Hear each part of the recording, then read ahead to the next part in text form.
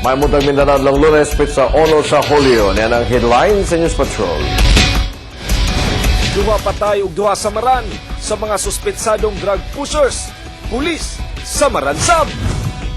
Rodrigo Duterte nanumpa na isip mayor sa Davao City. Mga mangingilad sa text, sakpan sa NBI. Ug bayan mo ipatrol mo, apil sa gipasalamatan sa Ateneo Blue Vote sa malampusong pagbantay sa eleksyon. Kapamilya ng Nagdalya sa News Patrol. Buha ka dito ho ang drug pusher patay humanisukol sa mga pulis. Atol sa mga hitabo, tulusabang samaran, apil na nini ang usa ka pulis. Si Hernel Tokmo sa report. Natugaw ang mga residente sa Barangay Sentro Agdao Biyernes sa gabi.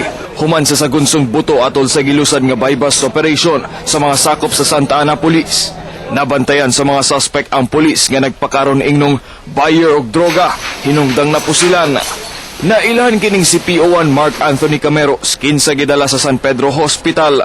Dihang miresponde ang mga kaubanang pulis. Nitago dayon sa ilang girentahang kwarto ang mga armadong suspect. Nakignegosasyon pa ang mga pulis aron mo surrender ang mga suspect. Apan wala kini mipatuo. Hinungdang gisulod sa DCPO SWAT. Gilabayan og tear gas ang kwarto. Apan inay mo surrender.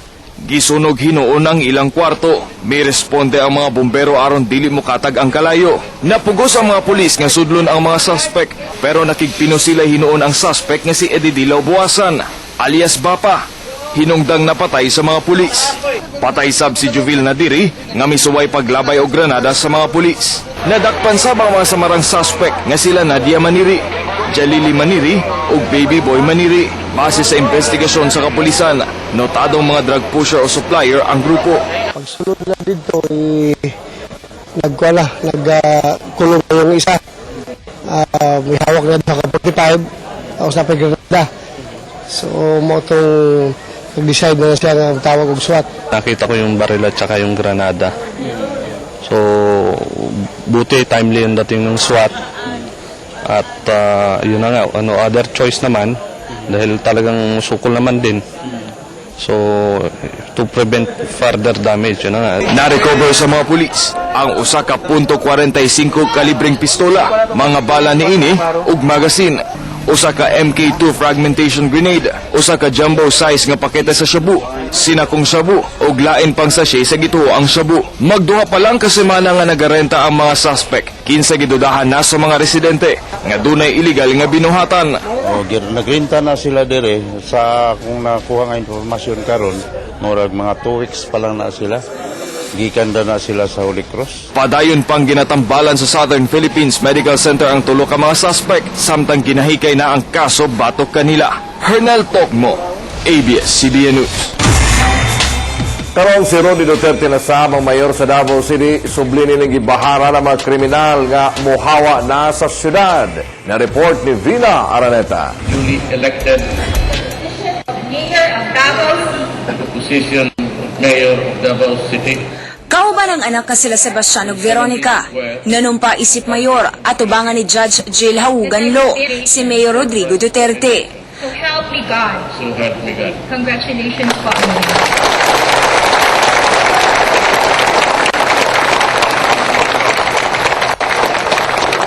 Nagpasalamat kini sa suporta nga gihatag sa mga Davaoenyo. Human nga mahimo kining mayor sulod sa 7 ka termino.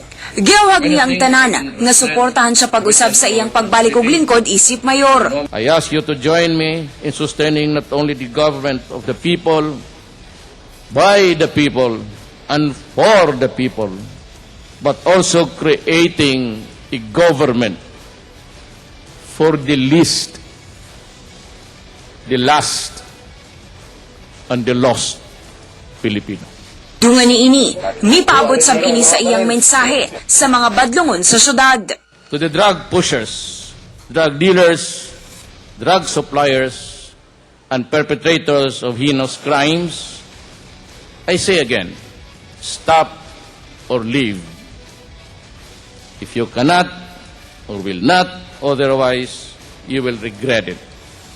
Worse still, you may not survive your grief. Gawa sa programa sa Kabos, edukasyon ug trabaho.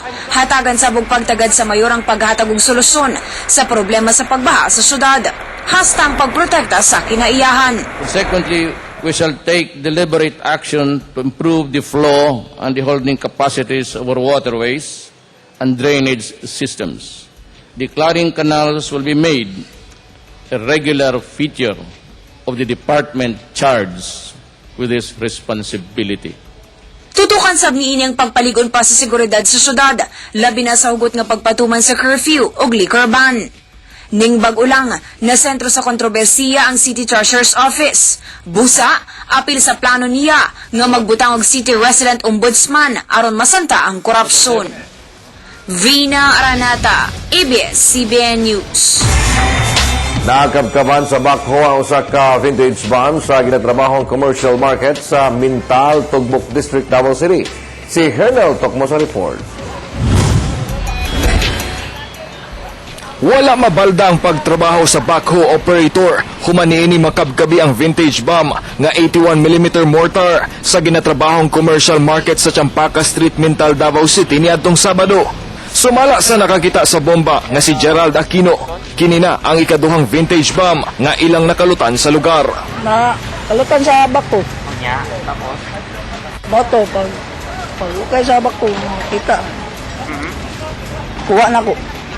Gihipos sa Explosive Ordnance Disposal Team sa DCPO ang gitaya na nga vintage bomb. Sumala ni SPO4 Artemio Pabuhot Jr. Delikado pang mubusikad ang bomba o posibleng natunong ra kini sa humok nga bahin dihang gipabutok kini niadtong World War II. Ni tama siguro ni sa mga humok nga kuan o kaya gikuan ni kanang dili maayo ang pag storage. Nagpahimangno ang EOD team sa DCPO o galing na ay makalutan nga bomba. I-report gayud dayon sa pulis aron malikay sa disgrasya. Hernal Tokmo, ABS-CBN News.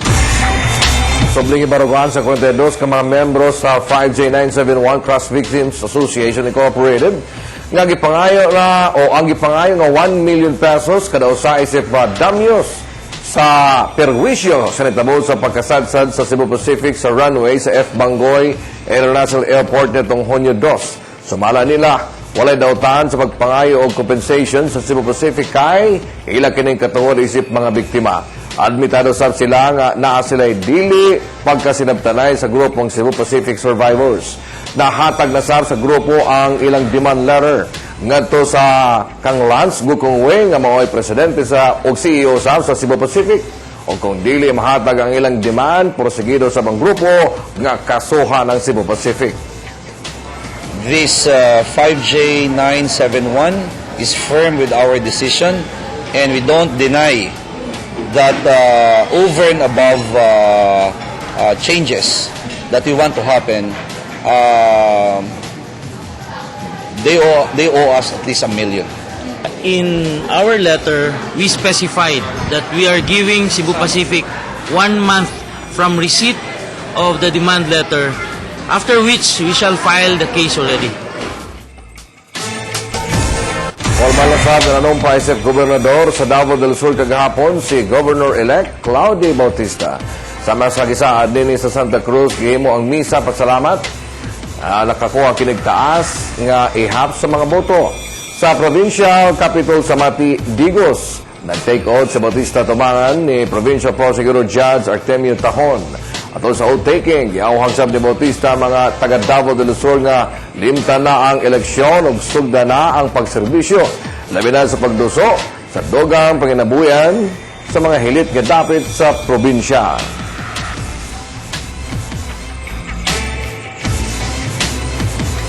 Gibila sa kapin 50 ka mga exhibitor sa Arcade Crest 11 ang mga indigenous materials sa masal sa landscape nga swak sa tema nga Greener Nation.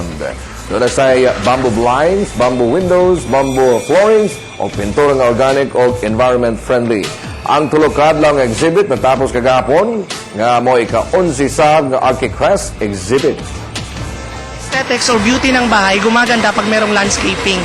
Even though sometimes huli siya sa budget, but it's better na mabudgetan talaga ng mga owner ng bahay ang landscaping. Kino-convert niya yung polluted air into good air. Yun ang number one capability ni Knocks Out. At the same time, self-cleaning paint din siya. It will help the environment. It will keep the environment to last longer, and it will help preserve it. O ginabahin na to sa Sayron kung sa mga issue diha sa DXBit 12 Embrisays sa programang Banat. Banat sa komentaryo! Paul. Mayong buntag Elric, mayong buntag Mindanao. Una, imong liog, Paul? nakita kong kalawasan sa gihimo nato kagahapon. Team building, no? Dili tuhod, ha? Dili tuhod at paa. Apa? Pide paa. Kay kung tuhod, murag nagpailala. Kudos una ngadto sa sa Santa Ana Police Station, no? Kay nakakubit sila, ila pa yung napatay, no? Napagiduha ka buok na dakpan ng mga drug pusher, no? Kato encounter to nahitabo. Encounter to siya nga nahitabo.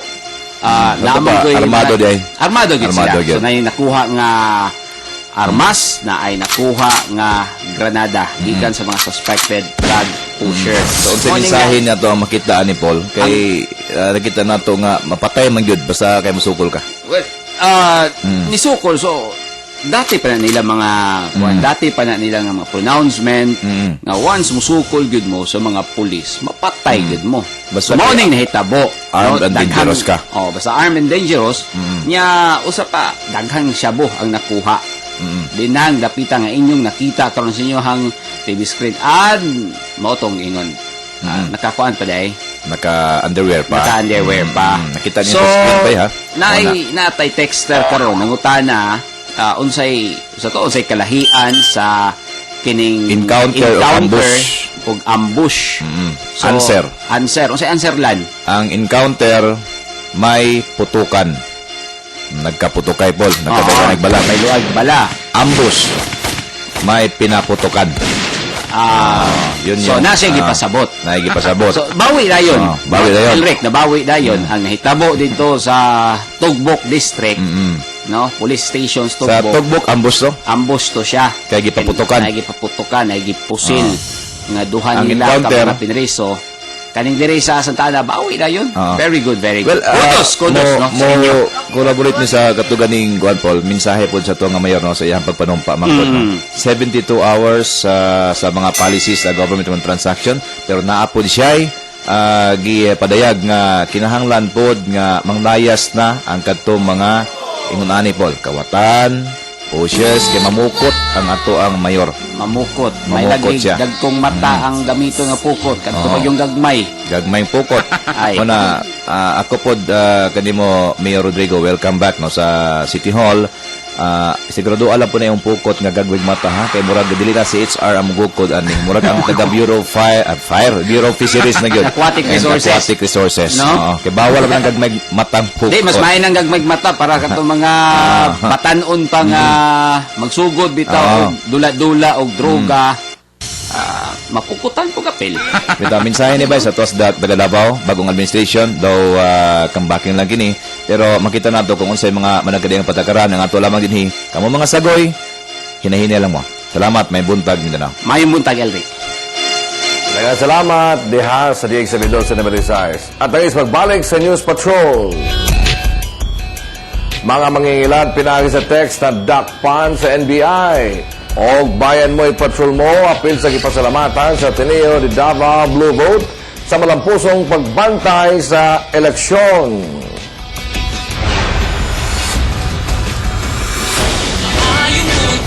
This portion